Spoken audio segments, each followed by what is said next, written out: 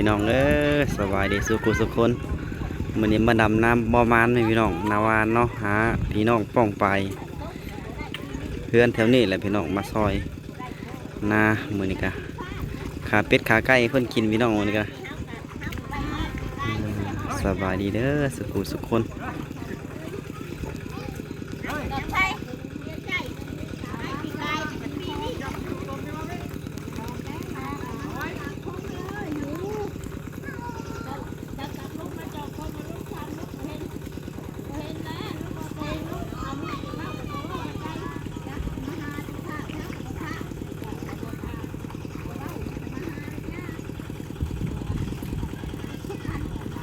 โอ้หลายคนพี่น้อง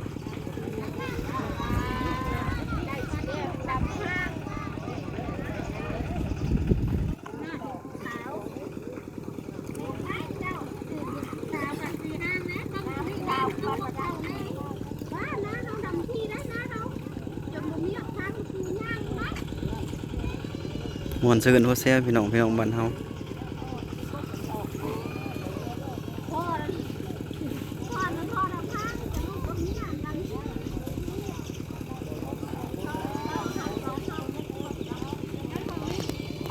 โอเคพี่น้องถ่ายพี่น้องเบิ่งบ่บรรยากาศตามทุ่งนานี่ขอบใจเด้อทุกคนที่เข้ามาเบิ่งพี่น้อง